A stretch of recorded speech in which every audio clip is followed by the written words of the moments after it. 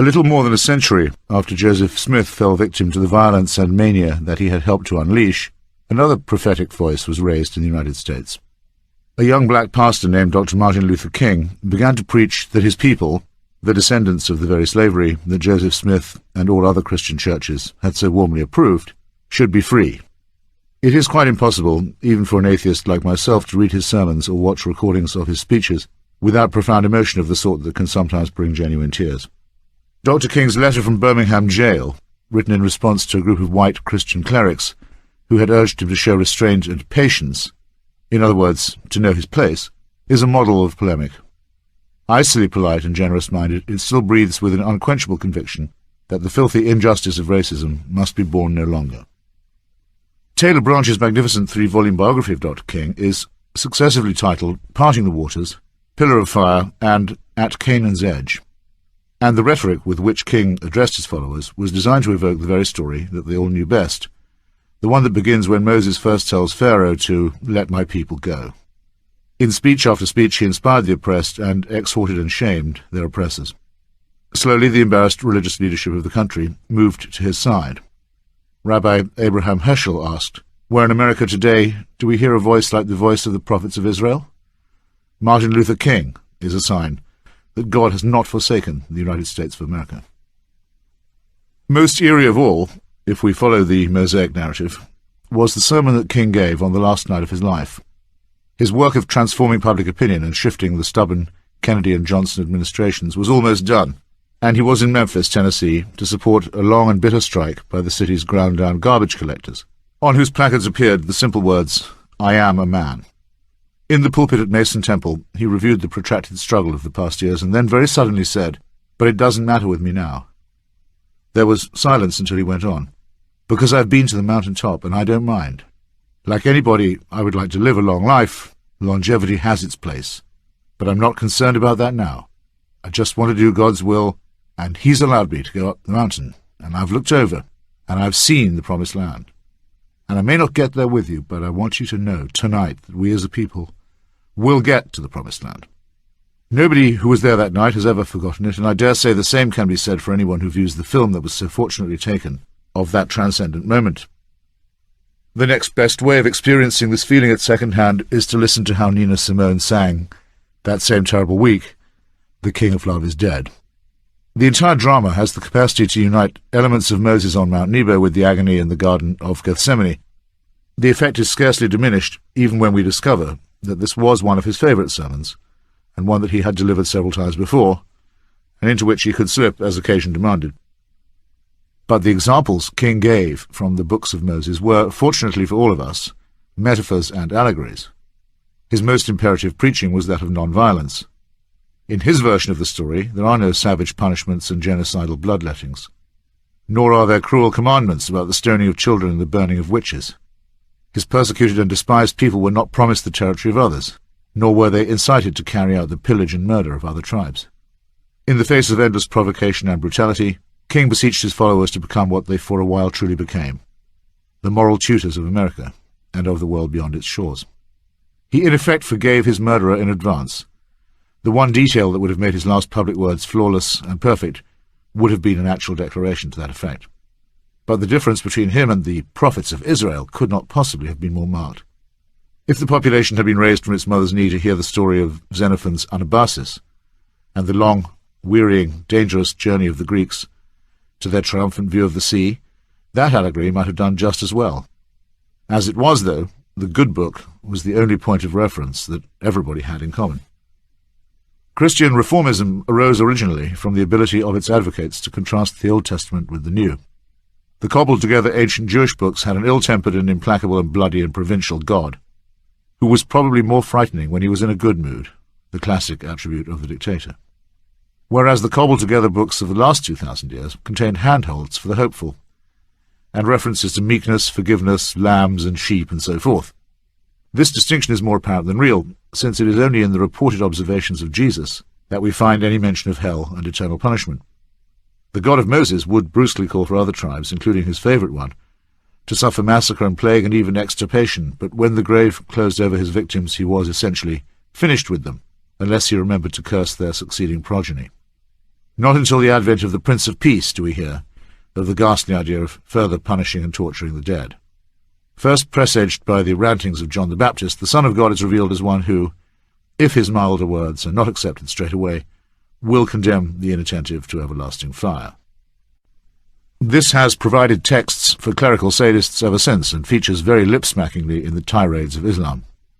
At no point did Dr. King, who was once photographed in a bookstore, waiting calmly for a physician, while the knife of a maniac was sticking straight out of his chest, even hint that those who injured and reviled him were to be threatened with any revenge or punishment in this world or the next, save the consequences of their own brute selfishness and stupidity.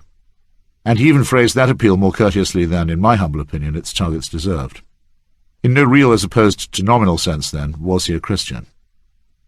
This does not in the least diminish his standing as a great preacher, any more does the fact that he was a mammal like the rest of us, and probably plagiarized his doctoral dissertation, and had a notorious fondness for booze and for women a good deal younger than his wife. He spent the remainder of his last evening in orgiastic dissipation, for which I don't blame him. These things, which of course disturb the faithful, are rather encouraging in that they show that a high moral character is not a precondition for great moral accomplishments. But if his example is to be deployed, as it often is, to show that religion has an uplifting and liberating effect, then let us examine the wider claim. Taking the memorable story of Black America as our instance, we should find first that the enslaved were not captives of some pharaoh, but of several Christian states and societies that for many years operated a triangular trade between the west coast of Africa, the eastern seaboard of North America, and the capitals of Europe. This huge and terrible industry was blessed by all churches and for a long time aroused absolutely no religious protest. Its counterpart, the slave trade in the Mediterranean and North Africa, was explicitly endorsed by, and carried out in the name of, Islam. In the 18th century, a few dissenting Mennonites and Quakers in America began to call for abolition, as did some free thinkers like Thomas Paine. Thomas Jefferson, ruminating on the way that slavery corrupted and brutalized the masters, as well as exploited and tortured the slaves, wrote, "Indeed, I tremble for my country when I reflect that God is just." This was a statement as incoherent as it is memorable. Given the marvel of a God who was also just, there would be, in the long term, nothing much to tremble about. At any rate, the Almighty managed to tolerate the situation, while several generations were born and died under the lash, and until slavery became less profitable, and even the British Empire began to get rid of it. This was the spur for the revival of abolitionism. It sometimes took a Christian form, most notably in the case of William Lloyd Garrison, the great orator and founder of the Liberator. Mr. Garrison was a splendid man by any standards, but it is probably fortunate that all of his early religious advice was not followed.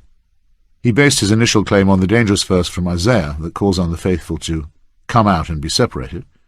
This is also the theological basis of Ian Paisley's fundamentalist and bigoted Presbyterianism in Northern Ireland. In Garrison's view, the Union and the United States Constitution were a covenant with death, and ought both to be destroyed. It was in effect he who called for secession before the Confederates did. In later life he discovered the work of Thomas Paine and became less of a preacher and a more effective abolitionist, as well as an early supporter of female suffrage. It was the escaped slave Frederick Douglass, author of the stirring and mordant autobiography, who eschewed apocalyptic language and demanded instead that the United States live up to the Universalist promises contained in its Declaration and its Constitution. The lion-like John Brown, who also began as a fearsome and pitiless Calvinist, did the same. Later in life he had Paine's works in his camp and admitted freethinkers to his tiny but epoch-changing army, and even produced and printed a new declaration, modelled on that of 1776, on behalf of the enslaved. This was in practice a much more revolutionary as well as a more realistic demand, and prepared the way, as Lincoln admitted, for the Emancipation Proclamation. Douglass was somewhat ambivalent about religion, noting in his autobiography that the most devout Christians made the most savage slaveholders. The obvious truth of this was underlined when secession really did come, and the Confederacy adopted the Latin motto Deo Vindice, or in effect, God on our side. As Lincoln pointed out in his highly ambivalent second inaugural address, both sides in the quarrel made that claim, at least in their pulpits, just as both were addicted to loud, confident quotations from Holy Writ. Lincoln himself was hesitant to claim authority in this manner. In fact, at one point he famously said that such invocations of the divine were wrong, because it was rather a matter of trying to be on God's side. Pressed to issue an immediate Emancipation Proclamation at a gathering of Christians in Chicago, he continued to see both sides of the argument as endorsed by faith, and said that these are not, however, the days of miracles. and I suppose it will be granted that I am not to expect a direct revelation."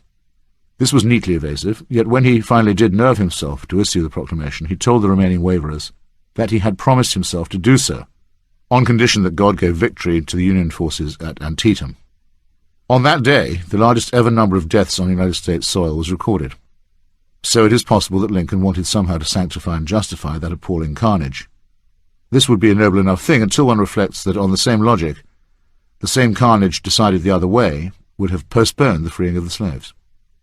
As he also said, "The rebel soldiers are praying with a great deal more earnestness, I fear, than our own troops, and expecting God to favour their side." For one of our soldiers who had been taken prisoners said that he met with nothing so discouraging as the evident sincerity of those he was among in their prayers.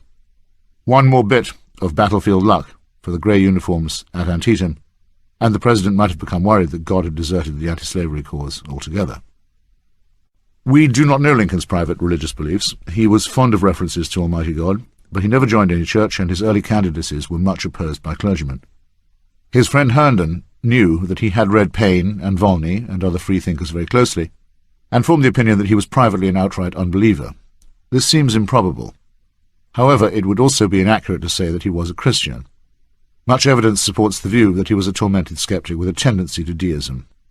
Whatever may be the case, the very most that can be said for religion in the grave matter of abolition is that, after many hundreds of years, and having both imposed and postponed the issue, until self-interest had led to a horrifying war, it finally managed to undo some small part of the damage and misery that it had inflicted in the first place. The same can be said of the King epoch. The Southern churches returned to their old ways after Reconstruction and blessed the new institutions of segregation and discrimination. It was not until after the Second World War and the spread of decolonization and human rights that the cry for emancipation was raised again. In response, it was again very forcefully asserted, on American soil in the second half of the 20th century, that the discrepant descendants of Noah were not intended by God to be mixed. This barbaric stupidity had real-world consequences. The late Senator Eugene McCarthy told me that he had once urged Senator Pat Robertson, father of the present television prophet, to support some mild civil rights legislation. "I'd sure like to help the coloured," came the response, "but the Bible says I can't." The entire self-definition of the South was that it was white and Christian.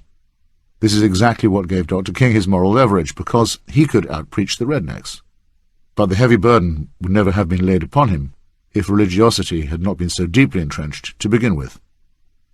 As Taylor Branch shows in his trilogy, many of King's inner circle and entourage were secular communists and socialists, who had been manuring the ground for a civil rights movement for several decades, and helping train brave volunteers like Mrs. Rosa Parks for a careful strategy of mass civil disobedience.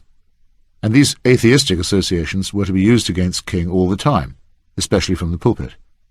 Indeed, one result of his campaign was to generate the backlash of white, right-wing Christianity, which is still such a potent force below the Mason-Dixon line. When Dr. King's namesake nailed his theses to the door of Wittenberg Cathedral in 1517 and stoutly announced, "Here I stand, I can do no other," he set a standard for intellectual and moral courage. But Martin Luther, who started his religious life being terribly frightened by a near-miss lightning strike, went on to become a bigot and a persecutor in his own right, railing murderously against Jews, screaming about demons, and calling on the German principalities to stamp on the rebellious poor. When Dr. King took a stand on the steps of Mr. Lincoln's memorial and changed history, he too adopted a position that had effectually been forced upon him.